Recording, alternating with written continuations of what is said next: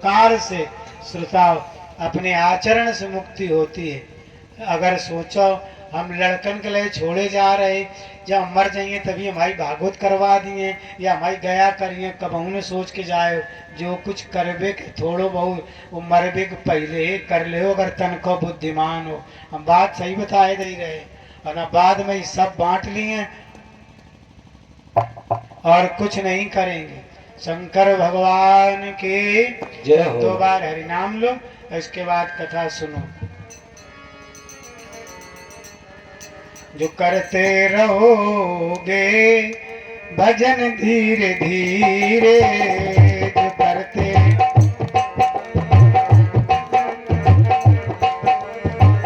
जो करते रहोगे भजन धीरे धीरे, जो करते रहोगे भजन धीरे धीरे, जो करते रहोगे भजन धीरे धीरे, जो करते रहोगे भजन धीरे धीरे, तो मिल जाएगा रमण धीरे धीरे।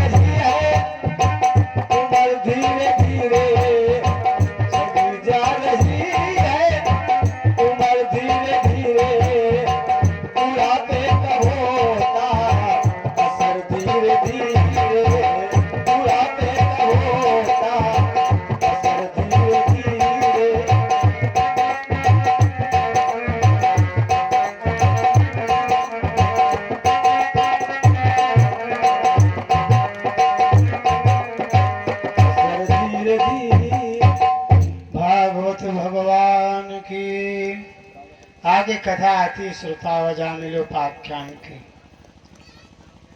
ये कथाएं बताती है कि कैसा भी पापी हो जीवन में अगर एक बार भगवान का नाम मरते समय किसी प्रकार निकल जाए और किसी के बहाने निकल जाए, फिर उसे नरक जाना नहीं पड़ता, यमदूतों की यातना भोगनी नहीं पड़ती है। कैसा भी पाप का महाराज जी बातें बड़ी करते हो, कोई ऐसा प्रमाण है जिसने जीवन भर पाप किए हो और मरते समय भगवान का नाम ले दिया हो और उसे यमदूतों की फांसी पे चढ़ना न पड़ा हो? शुक्राचार्य जी ने कहा हाँ राजेंद्र है। कहा बस प्रमाण बताने की कृपा करें। कहा सुनो, कान कुब्जे दुजा कश्चित दासी पतिरजा मिला और नामना नष्ट सदाचारो दास्या संसर्ग दूषिता। कान कुब्ज कहते हैं कन्नौज क्षेत्र को। वहाँ एक वेश्या का पति अजामिल नाम का ब्राह्मण रहता था। श्रोताओ, बड़ा सदाचारी ब्राह्मण था। 7 भावरों वाली धर्म पत्नी भी घर में थी। लेकिन एक दिन पिता के पूजन के लिए जंगल बगीची से फल पुष्प लेने जा रहा था। रास्ते में एक कामी पुरुष को वेश्या से वार्ता करते देखा, तो इसका मन भी रम गया ये देख करके। फिर होश आया, पिताजी पूजा के लिए बैठे होंगे, तो फल पुष्प कुछ समिधा ले जाकर पिता की पूजा में दे दिया। अजामिल का मन कहने लगा वहीं चलो। कहाँ? जहाँ वेश्या बैठी। अजामिल ने कहा गलत बात। एक तो हम जात से ब्राह्मण और दूसरे हमारा विवाह हो गया, पत्नी घर में है। हम वेश्या जैसी स्त्री से नाता नहीं जोड़ सकते। ये मन बोला थोड़ो चलो, थोड़ी देर चलो, फिर लौट आए।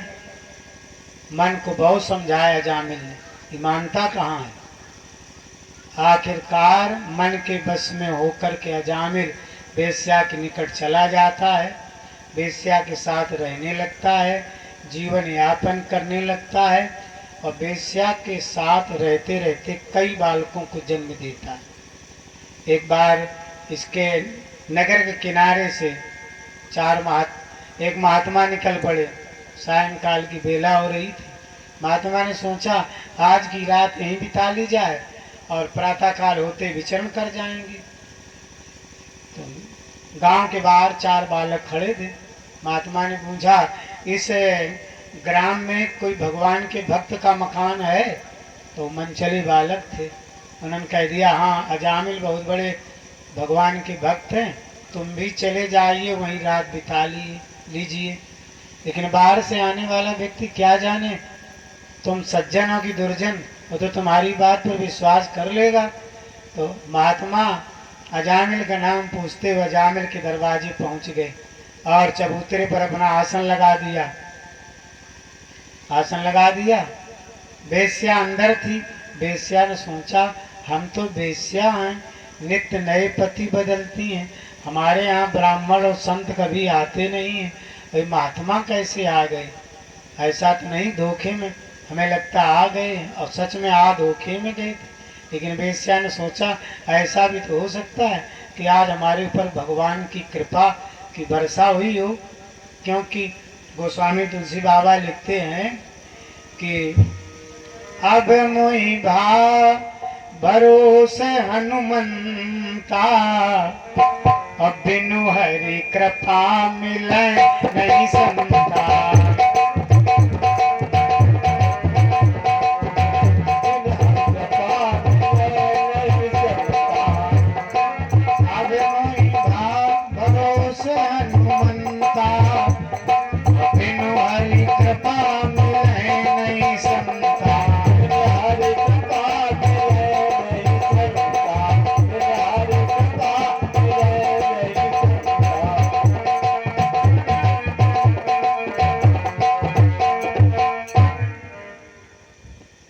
हेलो श्रोताओ, अब ठीक बोल रहा है।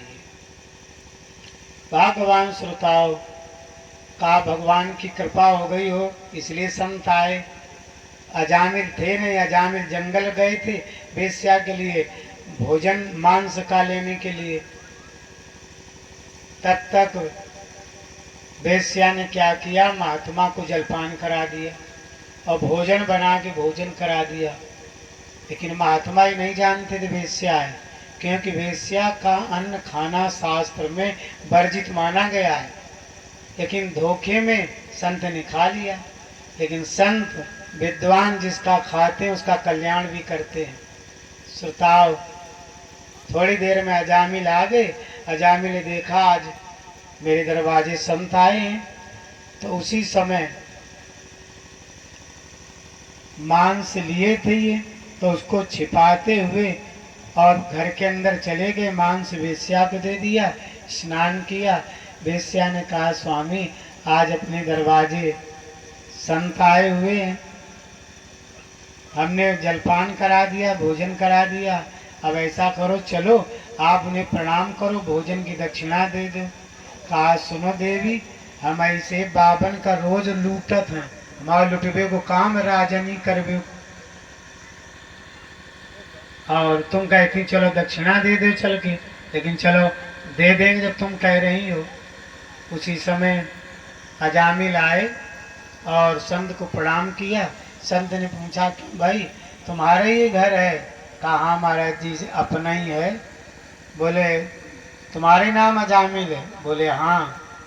बोले कौन ठाकुर हो? बोले हते तो ब्राह्मण। बोले तो अब का बदल गए? बोले नहीं ना महाराज, ब्राह्मण हैं, जो आदमी जैसा कर्म करता उसकी वैसी भाषा भी बन जाती। कहा विवाह हो गया? महाराज जी हाँ हो गया। ये तो कहा कै बालक हैं? कहा महाराज जी 9.5 बालक हैं। 9.5? क्या है एक छोटा है? बोले ना महाराज जी 9 तो ये कथा सुन रहे हैं, और 6 महीने के पत्नी के गर्भ है, बालक पैदा होगा। कहा अच्छा, बालकों के नाम क्या रखे? बोले महाराज जी अल्लादीन, फकरुद्दीन, आजम खां, मोहम्मद खां। बोले आए आए आए, तुम ब्राह्मण हो, हिंदू धर्मावलंबी हो, और तुमने इस्लाम धर्म के नाम रखे, इसका मतलब तुम्हारे ब्राह्मणत्व में कहीं खोट जरूर है। बस शंका हो गई, फिर नहीं ठहरे इनके यहाँ, लेकिन कृपा कर दी। बोले अजामिल चलो तुम्हारा धोखे से अन्न खा लिया है, कुछ तुम्हें आशीर्वाद दे दे, कल्याण कर दे। कहा बताओ महाराज जी। कहा हमारी एक बात मानना। कहा क्या? कहा अब की बार जो बालक पैदा हो उसका हम बता रहे वही नाम रखना। कहा ठीक बताइए।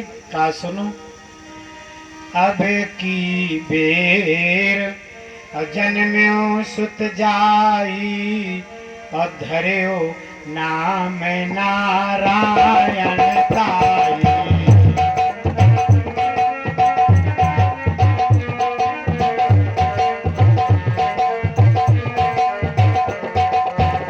अब की बेर जन्म्यो सुत जाई, धर्यो नाम नारायण ताई।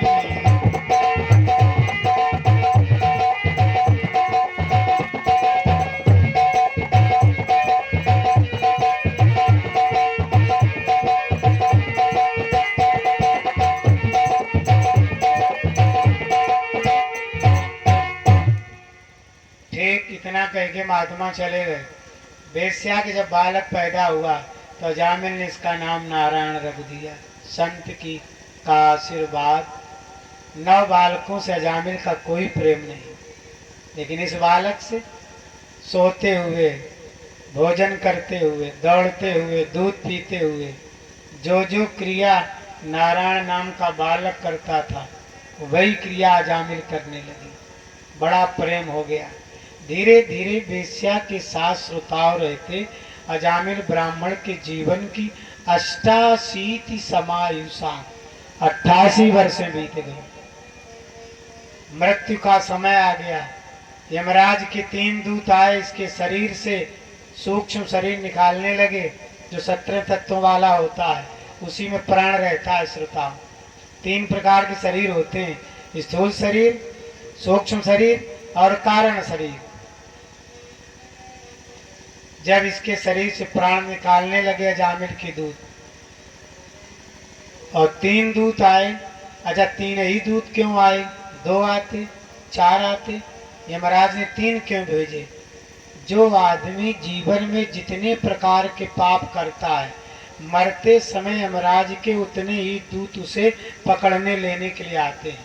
तो अजामिल ने अपने जीवन में 3 प्रकार के पाप किए थे, कायिक, वाचिक और मानसिक, शरीर से, मन से और वाणी से। इसलिए 3 दूत आए लेने के लिए। इसके शरीर से प्राण निकालने लगे तो इसको बड़ा कष्ट हुआ। क्योंकि जन्म लेने में और मरने में प्राणी को अपार कष्ट होता है। वैसे दुख दुनिया में बहुत हैं, लेकिन दो दुख ऐसे हैं जो प्राणी के द्वारा सहन नहीं होते। कौन कौन? जन्मत मरत दुसहे दुख होई। जीव को जन्म लेने में और मरने में अपार कष्ट होता है। अजामिल को कष्ट हुआ। अब जब कष्ट हुआ, सोचा हमारे प्राण निकल रहे हैं, तो बुढ़ापे में नारायण नाम के बालक में मन लग गया था। तो अजामिल ने बुलाया नारायण, बालक नहीं सुन पाया। बालक दूर बालकों के साथ क्रीड़ा कर रहा था।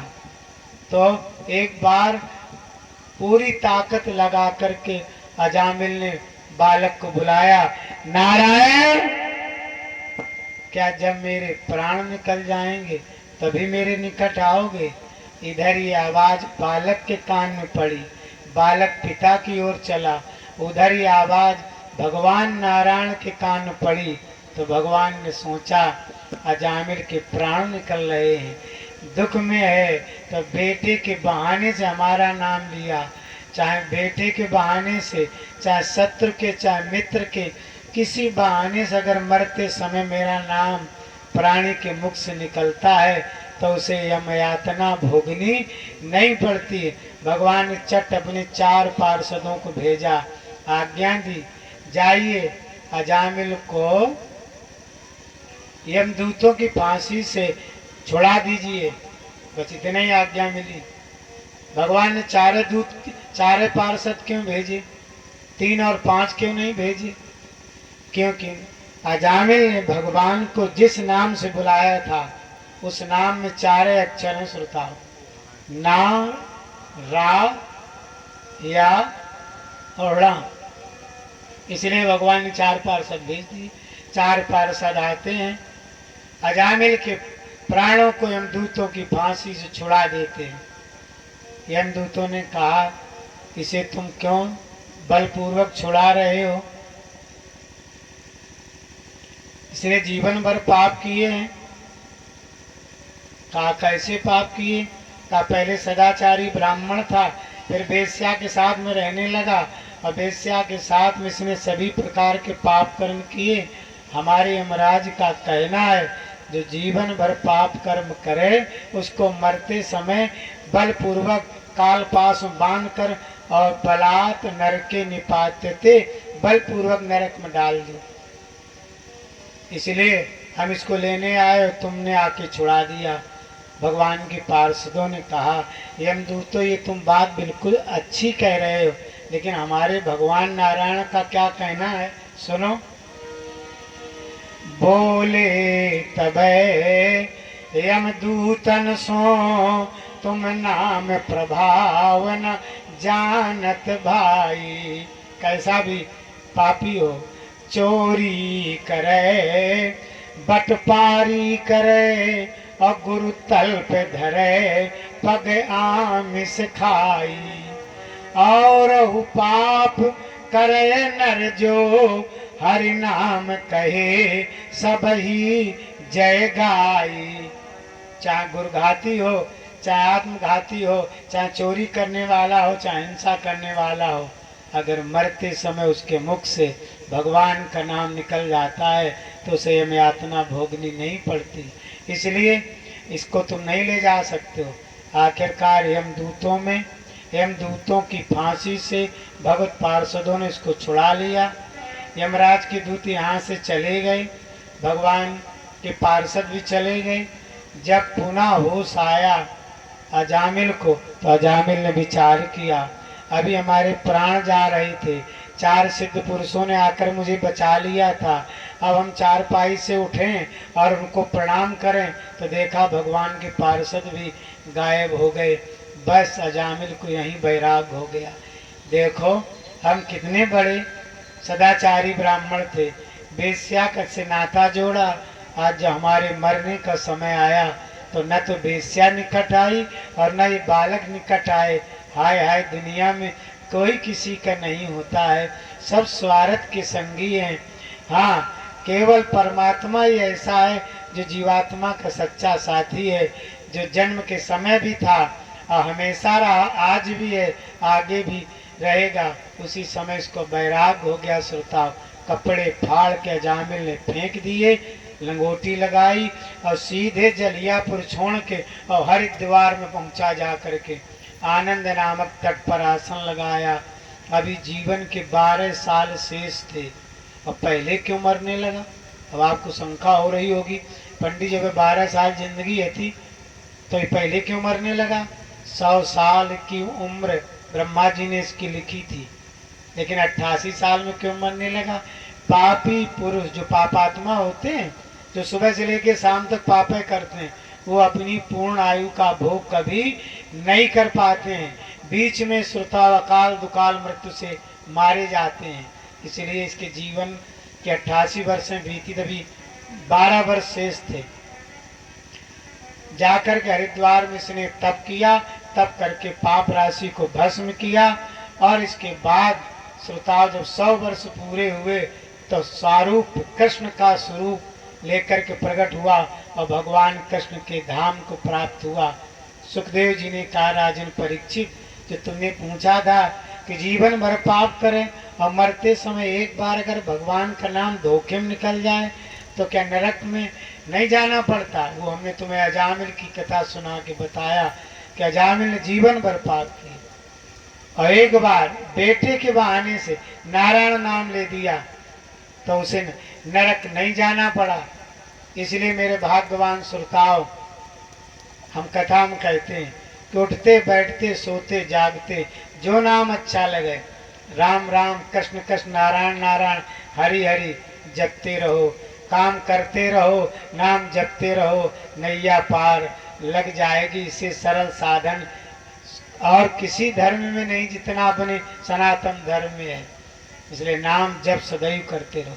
नाम जप करने भैया न तो सामग्री की जरूरत, न कोनो साथी की जरूरत और न कितने घन करो, सोव उठे बैठे परे उताने चाह जैसे हो, राम राम राम राम हरि हरि हरि कृष्ण कृष्ण कृष्ण आदत डाल ले, देखो महीना खाने के बाद फिर कितना रस आता, आनंद आता और कितनी शांति मिलती, कितना टेंशन दूर होता है। आजकल आदमी क्यों टेंशन में, तनाव में है? हर आदमी पूछो काहे भैया काहे उदास, बड़ो टेंशन है। और जो पूछो काहे को टेंशन, बोले यो हम नहीं जानत काहे टेंशन, लेकिन है हमें और यो नहीं पता काहे को है। हाँ, तुम यहाँ से निकलो, थोड़ी दूर जाओ, कोई दुआरे बैठो, भैया उदास काहे बैठे, बड़े दुखी हैं, काहे दुखी, बोले पता नहीं चलत काहे।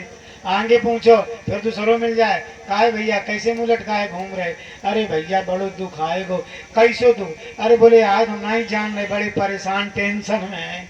जो टेंशन ऐसो ईगो, अगर चाहते हो टेंशन हमेशा के पेंशन लेने चला जाए तो भगवान का नाम जपना प्रारंभ कर दो, हमेशा के लिए टेंशन ये पेंशन लेने चला जाएगा। और जब तक प्यारे भगवान से दूर रहोगे, दूरी बना के रखोगे, तब तक टेंशन से मुक्ति नहीं मिलेगी। और तुम सब लोग ये बात जानते भी हो कि परम सुख शांति परमात्मा के चरणों में, लेकिन जानन न पिना मानंत, जानते हुए भी मानते नहीं हो। एक बार भगवान का नाम लेने में जब अजामिल भगवान के धाम चला गया और जो हमेशा श्रद्धा और भक्ति से दिन में 100-200 बार भगवान का नाम लेते हैं, उनका प्रभु बहुत बड़ा कल्याण करते हैं, इसमें कोई दो राय नहीं।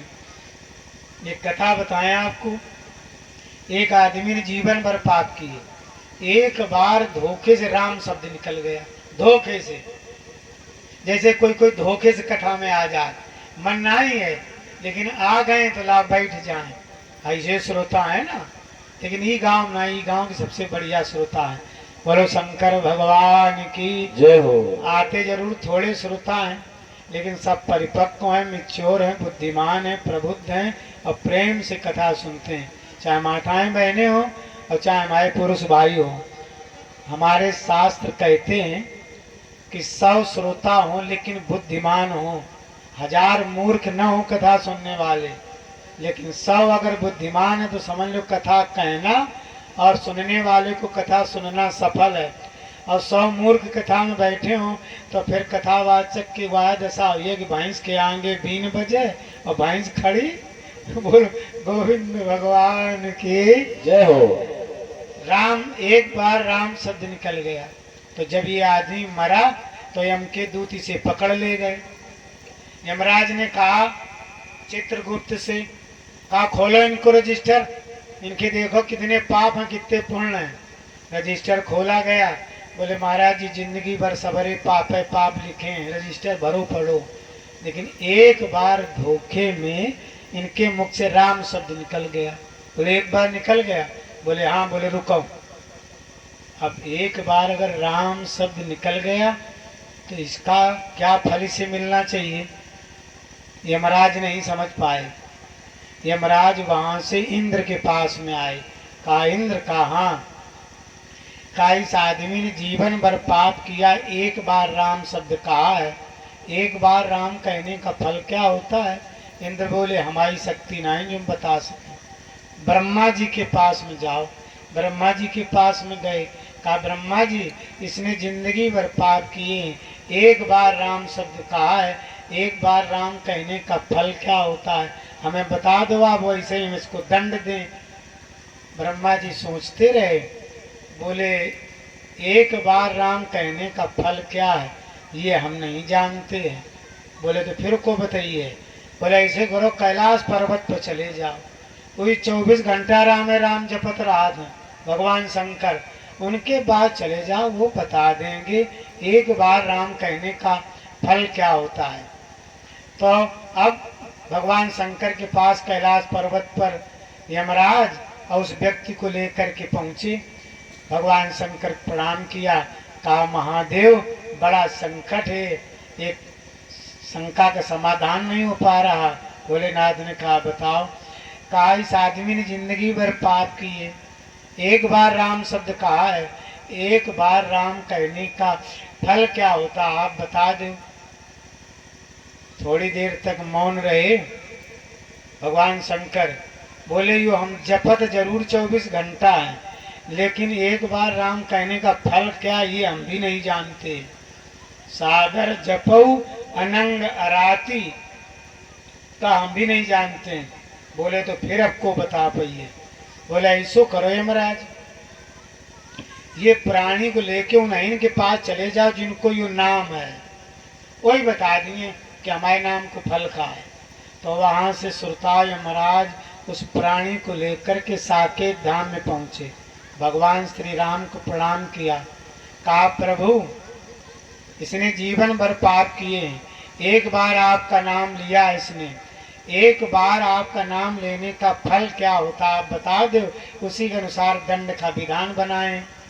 भगवान राम काफी देर सोचते रहे और कहने लगे नाम तो हमारा है, लेकिन हमारे नाम का फल क्या है लेने का और प्रभाव क्या है ये हम भी नहीं जानते हैं, ये हम भी नहीं जानते हैं। बोले तो अब कहाँ जाएं? बोले फिर एक हम कहाँ ले जाएं, कहाँ दंड दें? बोले ऐसो करो इसने एक बार राम कहा है तो इसको हमारे पास छोड़ दो और तुम अपने यमपुरी चले जाओ, हम समझ लेंगे इसको क्या करना है। उस आदमी को श्री राम के पास साकेत धाम में छोड़ दिया। यमराज लौट आए, तब से कहा जाने लगा जानते हो क्या? कहाँ कहाँ लगी नाम बढ़ाई और राम न सकहीं नाम गुण गाई। भगवान राम भी अपने नाम का फल क्या है गुण क्या है ये नहीं बता सकते श्रोता, इतना बड़ा फल है भगवान के नाम लेने का। आप भी 2 बार ले लो। मनोहर जोरी सीताराम